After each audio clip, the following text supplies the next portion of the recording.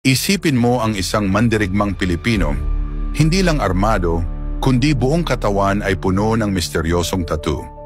Sila ang pintados, ang mga iginuhit, isang lahi ng matatapang na mandirigma mula sa Visayas na ginamit ang kanilang balat bilang kasaysayan.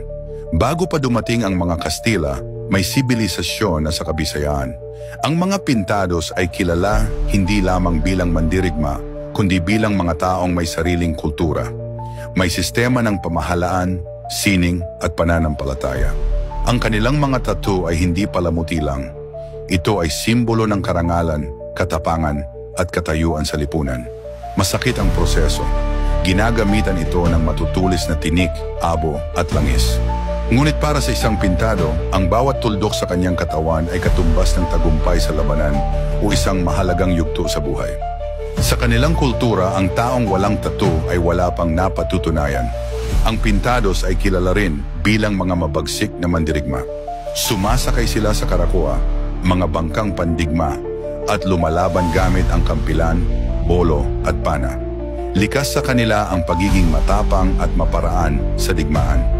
Noong dumating ang mga Kastila noong 1500, namangha sila sa mga pintados. Sa katunayan, tinawag nila ang mga taga-Visayas bilang Los Pintados.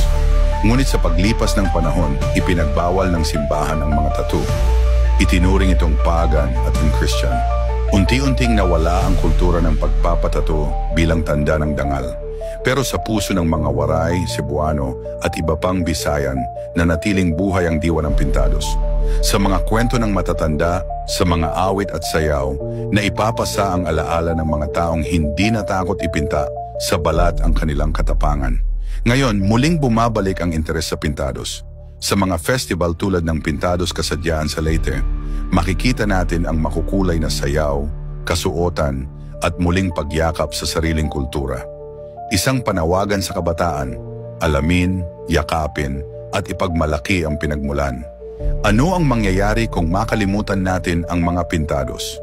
Kung ang sariling balat ng ating mga ninuno ay hindi na mabasa ng kasalukuyan, hindi lang sila mga tauhan sa kasaysayan, sila ang ating pinagmulan.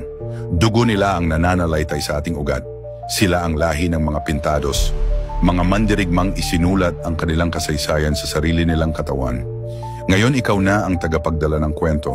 Huwag mo itong kalimutan.